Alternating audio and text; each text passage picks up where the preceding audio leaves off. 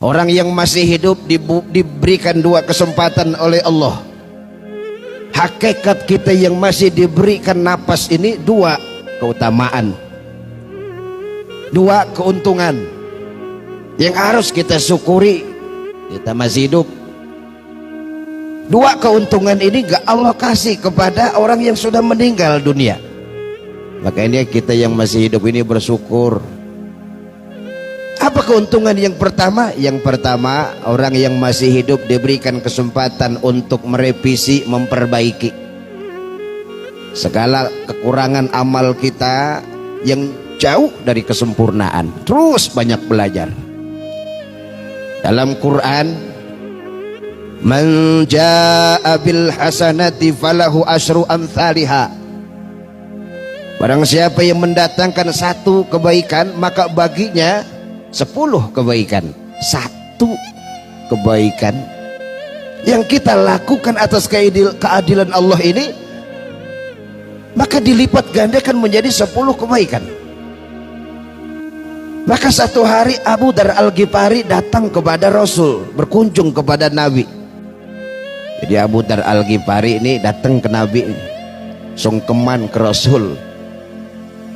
Ya Rasul, alimni amalan yuqaribni ilal jannah wa yubaidni minan nar. Ya Rasul, ajarkanlah kepada aku ini manusia yang doib nih, banyak dosa. Alimni amalan ya Rasul, ajarkanlah satu amalan, jangan banyak-banyak ya Rasul, satu aja. Yuqaribni ilal jannah wa yubaidni minan nar. Dari satu amalan itu ya Rasul mampu membuat surga dekat, neraka jauh. Maka baginda Rasul menjawab dengan jawaban yang sederhana, singkat, padat. Apa kata Rasul? Ya Abu Dar Al-Ghifari, idza amilta sayi'atan fa'ajbiha hasanatan. Andaikan dalam kehidupan ini engkau melakukan satu kekeliruan, satu kesalahan, satu dosa misalnya, maka tutupin cepat-cepat dengan satu kebaikan. Kalau menurut kalkulator kita, kalkulasi kita, hitungan kita, satu dibalas satu kan impas. Beda dengan bahasa Quran tadi, man jaa bil hasanati falahu asyru amsalihha. Maka keuntungan yang pertama ini, orang yang masih hidup secara hitung-hitungan, orang yang masih hidup masih diberikan kesempatan untuk memperbaiki, untuk merevisi segala amal kita yang masih jauh kekurangannya. Maka bersyukurlah kita yang masih diberikan panjang umur. Maka kata Rasul, al-kais man dana nafsah wa amila lima ba'dal maut. Ada dua ciri orang cerdas kata Rasul. Yang pertama, orang yang selalu introspeksi dirinya ini. Jadi selalu ini merayap kepada dada aja ini, who am I, siapa saya ini. Introspeksi, sholatnya masih banyak kurang, kadang-kadang masih diliputi sifat sombong dalam kehidupan, ilmu tinggi tapi nilai moral rendah, banyak harta tapi nilai untuk bersodakoh turun. Introspeksi diri. Lalu yang kedua kata Rasul, al-kais, di situ orang yang cerdas itu wa amila lima ba'dal maut. Orang yang beramal bukan hanya untuk ketika waktu hidupnya. Kita, setiap manusia kan punya program hidup. Habis sekolah ingin cari kerja, habis cari kerja udah mapan ingin berumah tangga, habis berumah tangga ingin punya anak, beli mobil, beli rumah. Ini program dunia tercapai. Tapi orang yang cerdas kata Rasul tidak cukup di situ tercapainya program dunia. Wa amila lima ba'dal maut. Dia juga merencanakan amalan setelah kematiannya.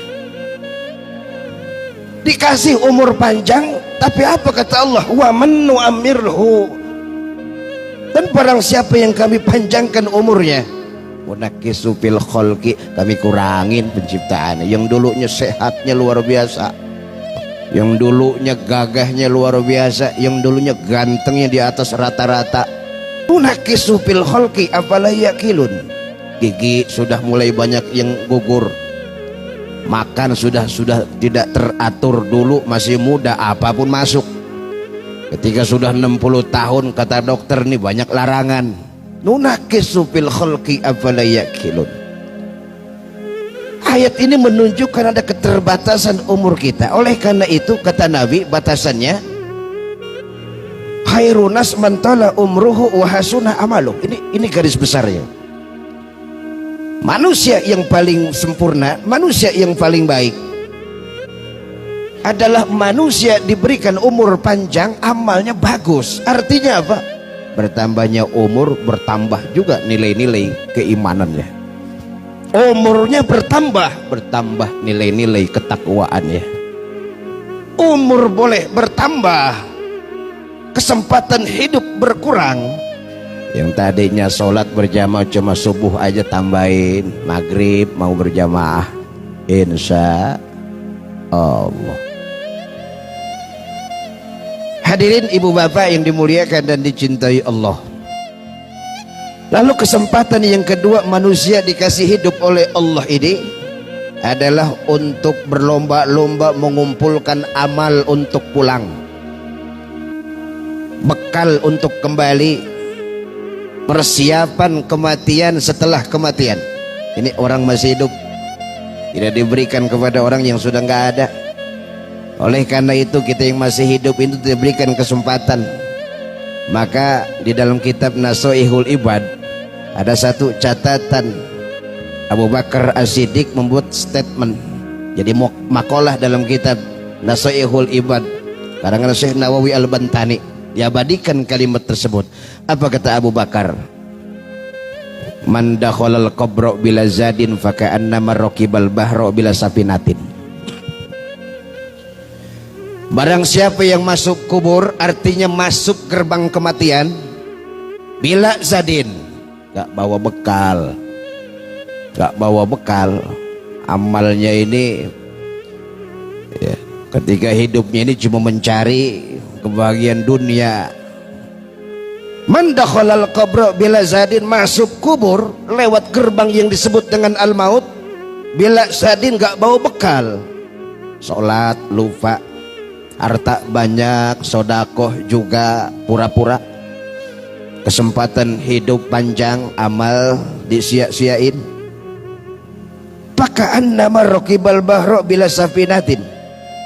Maka digambarkan oleh Abu Bakar seakan-akan itu orang masuk kubur nggak bawa bekal persiapan amal soleh, itu seperti orang mengarungi lautan yang luas, samudra yang membentang tanpa perahu. Jangankan kebahagiaan, tujuan yang dicapai susah pasti. Biasanya orang pulang balik seneng. Jadi kita di Batam rindu dengan kampung halaman. Udah 10 tahun nggak punya kesempatan pulang. Ekonomi selalu turun setiap tahunnya. Pengen pulang, kebahagiaan. Bisa pulang, alhamdulillah. Identik orang yang pulang itu biasanya seneng. Yang pulang bagaimana? Orang pulang modalnya cukup. Pulang ke Jawa Timur cukup bekalnya, umpama sampai ke Juanda, tiket satu keluarga sudah di tangan, PP pergi pulang, persiapan di rumah sudah cukup untuk ngasih orang tua saudara, sudah cukup dipersiapkan. Senang pulang, kenapa? Bekal cukup. Tapi ada juga orang yang pulang gak senang, kenapa? Bekal gak cukup. Tiket aja boleh minjem 5 tahun baru pulang. Tiket minjem, pulang dadak. Orang tua ada yang sakit, pulang gak senang. Bekal gak cukup. Makanya para ulama ketika umurnya ini sudah tahu ini nggak lama lagi, senyum aja tuh, enjoy aja ya, masih senyum sama santri-santrinya, enjoy aja, tinggal nunggu kematian datang ya. Tidak merasa bahwa kematian itu menjadi sesuatu yang menakutkan. Oleh karena itu hadirin yang dimuliakan Allah, orang yang pulang itu senang karena apa? Karena bekal cukup. Maka orang yang masih hidup ini, yuk mari kita jadikan segala aktivitas ini menjadi amal ibadah. Maka kata Ali bin Abi Thalib, wa inna minas sugli yakfikat ta'atu suglan. Sesungguhnya banyaknya kesibukan, kata Ali, cukup bagi engkau ketaatan itu sebagai kesibukan. Jadi semua ketaatan ini, kesibukan kita jadikan ketaatan. Insya Allah dari pagi sampai ketemu malam, setelah tidur kembali, kita berniat semuanya kita jadikan sebuah ketaatan. Maka tentunya secara logisnya napas kita, langkah kaki kita, gerak kita dalam keridhaan Allah Subhanahu wa ta'ala. Oleh karena itu hadirin yang dimuliakan dan dicintai Allah, kunci kita bisa mendirikan sholat dengan istiqomah, menjaga sholat berjamaah, memakmurkan masjid. Nama ya'muru masajidallah man amana billah. Hanya orang-orang yang beriman sajalah kepada Allah yang mampu memakmurkan masjid-masjid Allah. Maka iman dikuatkan. Iman kita sebagai umat baginda Rasul ini qad yazid wa qad yanqus, naik turun. Kadang bertambah, kadang kurang. Kau lagi bertambah rajin ke masjid, kau lagi kurang 3 bulan gak ke masjid, naik turun.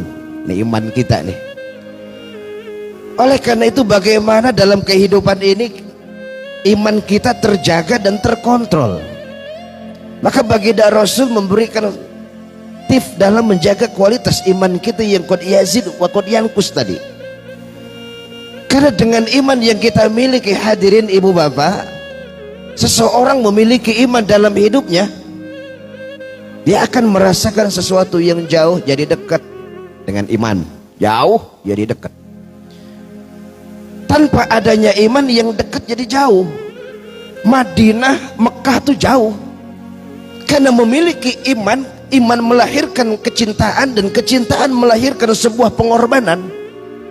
Walaupun jauh Mekah, walaupun jauh Madinah, antri orang ke sono. Kenapa? Iman. Dengan iman seseorang mampu merasakan sesuatu yang berat menjadi ringan. Tanpa iman yang ringan jadi berat. Jadi ujian orang yang beriman itu kan banyak. Kalau kita hadapi dengan iman, insya Allah menjadi ringan. Maka dalam Quran surat Al-Ankabut Allah informasikan ahsiban nasu ayutraku ayakulu amana wa hum la yuftanun. Jadi manusia itu kata Allah banyak yang mengira, dibiarin saja orang yang mengucapkan kalimat iman tapi belum diuji. Pada potongan ayat yang ketiga setelahnya baru Allah mengetahui setelah adanya ujian, mana orang yang betul-betul beriman, mana yang setengah iman, mana yang sama sekali tidak punya iman. Ketahuan. Kita mengetahui kemurnian emas kan diuji itu, dibakar. Ya, ini besi apa perak, diuji. Lalu apa ujian orang-orang yang beriman? Juga dijelaskan oleh Allah dalam Quran, wala nabluwannakum bisyai'im minal khawfi wal ju'i wa naqsi minal amwali wal anfusi wath thamarat wa basyiris sabirin alladzina idza asabathum musibah qalu inna lillahi wa inna ilaihi raji'un. Jadi Allah uji nih orang-orang yang beriman, wala nabluwannakum bisyai'in minal khawf, rasa takut, walju, lapar. Saudara-saudara kita yang diuji di Aceh, Sumatera, Sumatera Barat, Sumatera Utara, sebuah barang hilang, semua harta benda hanyut, maka tentunya kekurangan logistik juga berkurang. Pasti saudara-saudara kita dalam kondisi lapar, diuji. Maka kita yang di sini bersyukur kepada Allah Subhanahu wa ta'ala, angkat tangan kita berdoa munajat kepada Allah yang memiliki materi donasi, sampai donasi kita ke sana, kita bantu saudara kita. Wallahu fi aunil abdi makanal abdu fi auni akhihi. Dan Allah, hadirin ibu bapak yang dimuliakan Allah, selalu menolong hamba-hambanya. Dengan catatan kata Rasul, selama hamba-hambanya itu menolong saudara-saudaranya. Hampir tiap waktu kita berdoa kepada Allah dalam sholat, iyyaka na'budu wa iyyaka nasta'in. Ya Allah, kami beribadah kepada Engkau nih, dan kami minta pertolongan kepada Engkau. Maka doa kita ini kadang-kadang gak direspon. Kenapa? Kuncinya tadi, wallahu fi aunil abdi makanal abdu fi auni akhihi. Allah itu menolong hamba-hambanya, dengan catatan kata Rasul, selama hambanya ini menolong saudara-saudaranya. Walaupun kita di Batam ini, saudara kita di Sumatera sana kan jauh nih, sampai dengan donasi kita yang sudah donasi, mudah-mudahan dilipat gandakan menjadi amal jariah. Amin ya robbal alamin. Wa naqsi minal amwal, kurang dari harta benda, hilangnya harta benda. Kita lihat di media, rumah yang begitu megah hancur, dibangun puluhan tahun, hitungan detik menit hilang. Semua ada hikmahnya. Semua musibah, ma asaba mim musibatin illa biidnillah. Apapun yang menimpa di permukaan bumi ini illa biidnillah kata Allah, kecuali izin Allah. Tanpa adanya izin Allah nggak ada yang gerak ini barang nih, semua atas izin Allah. Maka kita orang yang beriman harus meyakini bahwa apapun yang terjadi sebagai ujian bagi orang yang beriman. Insya Allah kita yang beriman ini. Wa basyiri sabirin, berikanlah kabar gembira kepada orang-orang yang sabar. Siapa orang-orang yang sabar? Alladzina idza asabathum musibah qalu inna lillahi wa inna ilaihi rajiun. Disifati oleh Allah, diterangkan oleh Imam Abu Lis As-Samarqandi dalam kitab Tanbihul Al-Ghafilin, itu tentang makna inna lillahi wa inna ilaihi rajiun. Kalau diceritain panjang tuh ya. Hadirin yang dimuliakan dan dicintai Allah subhanahu wa ta'ala, hakikat kita yang masih hidup ini diberikan kesempatan untuk berlomba-lomba mengumpulkan amal ibadah untuk pulang. Mudah-mudahan pulang kita dalam kan husnul khotimah ya, pulang yang baik. Man asya ala syai'in mata alaih, kata Ibnu Katsir tuh. Man asya ala syai'in mata alaih. Kematian seseorang itu tergantung bagaimana kebiasaan hidupnya. Kalau hidupnya sibuk dengan Quran, matinya nggak jauh dari Quran. Kalau hidupnya sibuk dengan memakmurkan masjid, matinya, kematiannya nggak jauh dari masjid. Dari masjid meninggal, mau ke masjid meninggal, sedang di masjid meninggal, niat mau ke masjid meninggal. Man asya ala syai'in mata alaih. Iman yuk kita perbaiki. Apa tip dari Rasulullah supaya iman kita ini stabil? Ya, ini PR kita ini. Yang pertama kata Nabi, kasratul dzikrillah, banyak mengingat Allah. Ketika musibah melanda, kita bertasbih kepada Allah, subhanallah walhamdulillah wala ilaha illallah wallahu akbar. Musibah datang tuh kita disuruh untuk ingat Allah. Maka dalam hadis kursi, dalam kitab Bulughul Maram karangan Syekh Al-Hafidh Ibnu Hajar Al-Asqalani, itu ada 19 hadis kursi di mana Rasul pernah membaca ini. Apa kata Allah? Anna ma'a abdi ma dzakarni wa taharokat bisa patah.